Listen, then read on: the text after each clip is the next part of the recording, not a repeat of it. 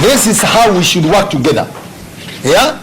Because at the end of it all, our joy is to serve our people irrespective of their political affiliation, irrespective of their dini, whether you are Muslim, whether you are Christian, whether you are Buddhist, whether you understand what I'm trying to say. Let us work that way. And we support each other. He said their doors are open, fantastic. Work closely, and we will move on.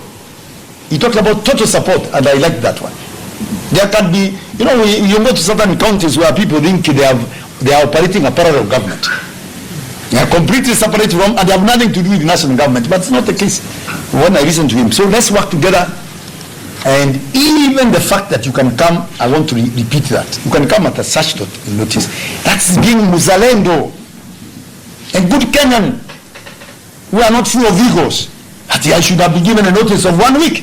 Amen. Oh, yeah? You know what I mean? There are some people who argue like that, isn't it? You must have been given a notice so that you can feel great. No. When there's a crisis where there's an urgency of doing something, we do it. I said, because I'm here, I was here with the president, I said, it is only fair that I come, we talk these things, we work together, I meet you so that we even at such a short notice. And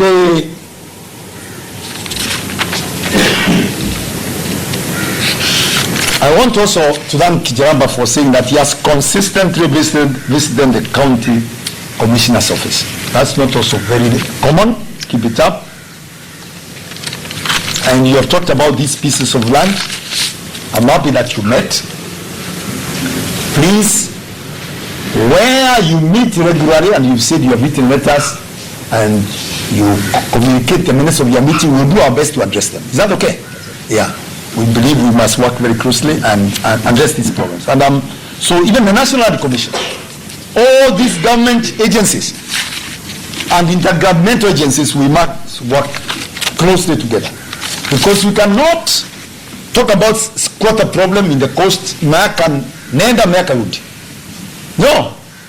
We have the will to address these matters. Really, we can address it.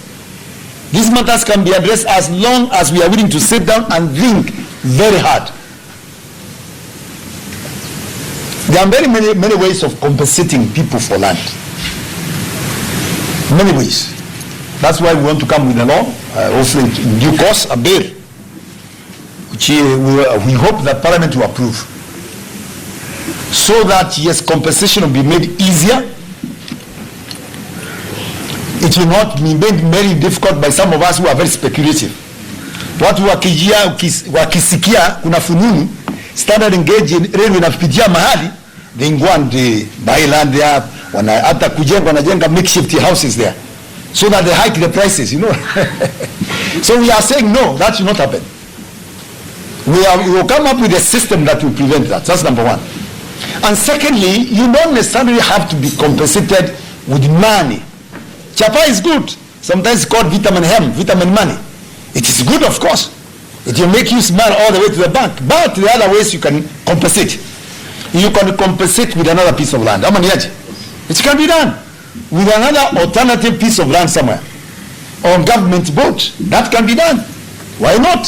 So we are saying yes, compensate. We must look at that so that compensation becomes easier, especially for those who are very poor.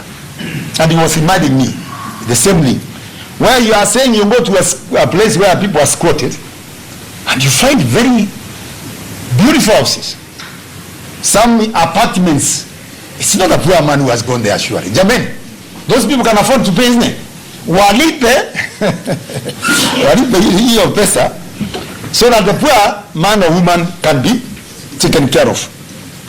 And I'm happy that there are some of us, wazalendo, arisi kabisa, who are willing to even hive off part of their land which has been invaded and give it to the poor. Those who are willing to do that, so that they don't continue fighting forever. Because really you want to fight people who have invaded you, it's not as easy as it appears. But we say from now on, we don't encourage this. Is that okay? Yes, sir. And this was, it's called historical land injustices. I'm happy that the law on historical injustices, land injustices, was the president ascended to it the other day. So I think that's wonderful. We start applying it, and we, kama kawaida, work very closely with the National Commission to make sure that these land injustices, historical land injustices, are addressed as soon as possible. And he's right. Some people, you start with a small group of people, 100 for a start. Then after some time it multiplies in thousands, becomes thousands of people. Wengine wanakufa, so you even inheritance becomes problematic. Their parents died, it is now the grandchildren who want to claim that land. And that's not an easy task. It is very, very difficult. So I agree with you, there is urgency in this matter, and we'll look at it. I like this statement which you used here. You'll do anything to benefit your people. And he said, not necessarily watu wa Mombasa peke yao. You know what, wengine wanasema watu wa bara, sijui watu nini.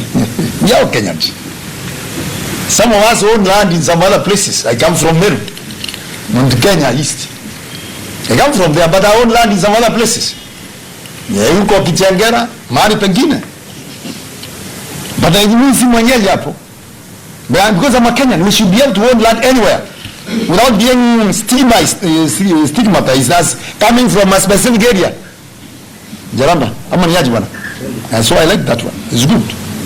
You see each other as Kenyans, and you can be anywhere, own land anywhere. But if you go somewhere, unaitwa mandoandoa. You know some places watu wanaitwa mandoandoa.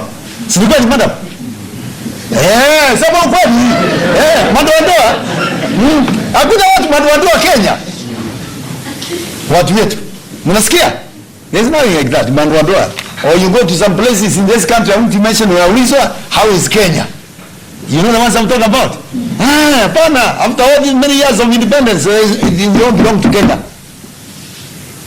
And our challenge now is to develop Kenya wherever. And chief among us is education, amongst all those education.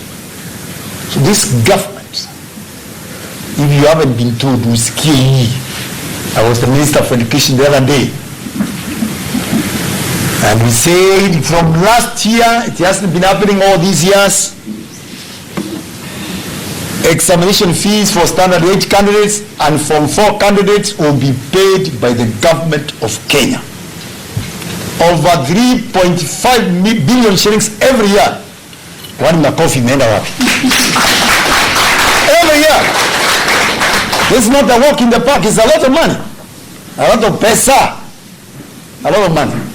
And then we have said, as a government again, as a government, we shall establish a technical training institute in every county. You know that? Yes, we'll do it. And as again, by the policy, there should be it's no longer called Village Polytechnic, I think it's called Vocational Center. In every constituency in Kenya. And we're on track. I want to tell you that. Because when I was in some of these places in the coast region, members of Parliament were pleading for elevation of polytechnics or the form of vocational centers, technical training institutes. We are there. And set money aside for that purpose. And the other thing you need to know is this. Those people those who are spreading rumor tena, mambo ya laptops, they are no longer laptops, they are talking about tablets. And this is a way to go in terms of technology. It's tablets. That's the future. We are going to provide tablets to standard ones, all of them, anytime before the end of the year. That we shall do. And this journey has started. Lakini ukisikiliza wengine, siwezi kutaja ni wanani, ni akina nani, hati we have not started this process. Sio ni mongo. As if we don't read the newspapers. As if we don't attend this meeting, jaraba wana. Even my primary school has one. Alafu ya basi, ya mzuri. Zinasikia maneno. That is the truth. But you know, people don't want to accept these things. This, if mtu akitenda mema jameni, encourage them. Ama ni yaji, si kwa nyima, haki yao, that which is rightly theirs.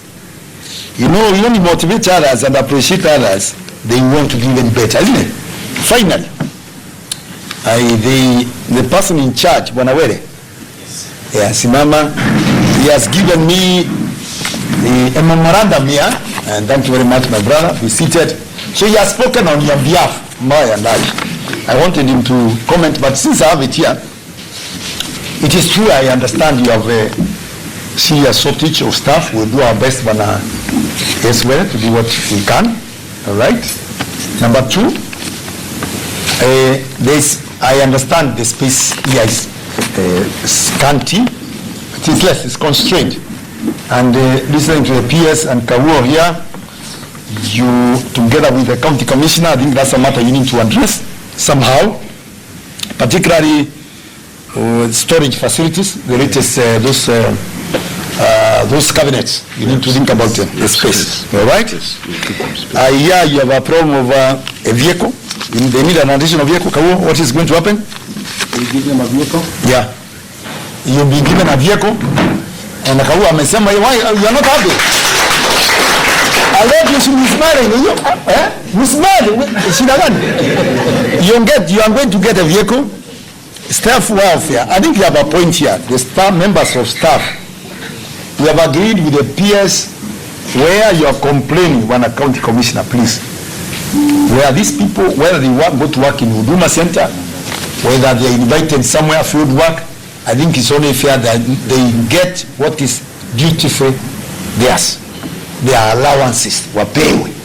Yes, we have agreed on between the allowances. Thank you very much.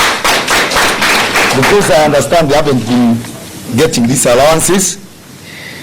Then the other thing which is very important is the issue, there's a breakdown of communication, the way I understand from where, I won't call it breakdown, but inadequate communication. And we have Mwangi Simama is in charge of our communications in the ministry. This gentleman has brought freshness, newness in the ministry, and he's going to do very well. In anticipation of Beyond McCoffee. Yes. What we intend to do is to make sure, yes, when you have policies, you have guidelines, you have rules and regulations, it's only fair, Mwangi, that those of us who are in the field get to know, isn't it? Siku sikiaga maneno how mambo imetendeka and they don't know about it. Yeah, so that we are reading from the same script, all of us. When you are hearing this has happened that you don't know about it, you feel left out. But we are all of us are in it.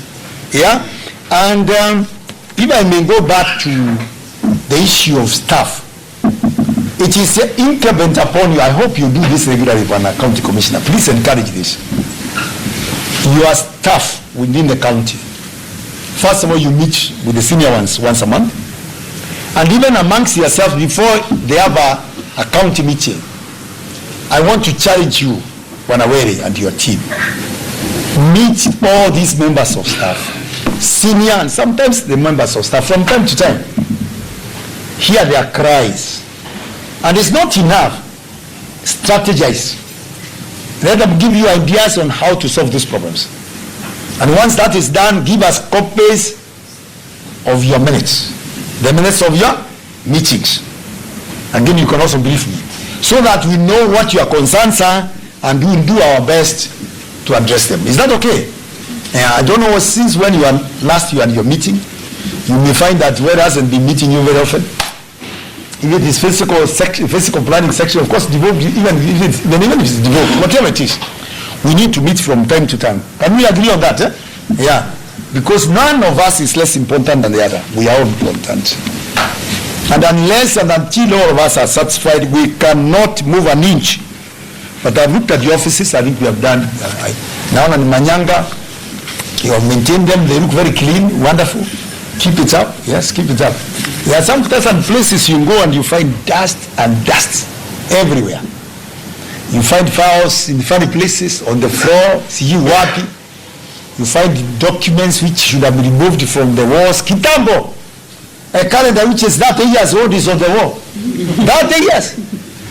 Sure. Na unapitia mahali kila siku. Do you understand? Yeah. If there's information that you must display on your notice boards, let it be the most current.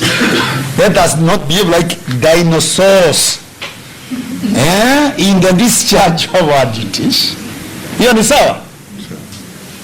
Now, I understand, for example, we don't have an IT specialist here, and we have agreed with the PS and Wanakahuo. It is incumbent upon us to make sure that at least we have a minimum number of staff who are so critical to run registry. And to me, an IT specialist is very key. Because if something goes wrong with our systems and what have you, who is there to answer these things? We have also discussed this with the county commissioner. We have agreed he is going to be very benevolent. And as he meets his people, those ministries, those departments within the county which are more empowered, more endowed with resources, for a short time, we can use them, isn't it? They can be seconded to serve there for a short time and do that which we must do. Instead of saying, let's wait for somebody from Nairobi, Jamaica. So now we need money. They must fly. They require some money to come here. But you can make life easier. So we are going to do that. I think that's critical to me. So communication, you have agreed, Bwanamongi, and you do that. And I was, again, as my parting shot, is that it's possible for the Bwanawere even to have a group in our website where you can exchange ideas, isn't it?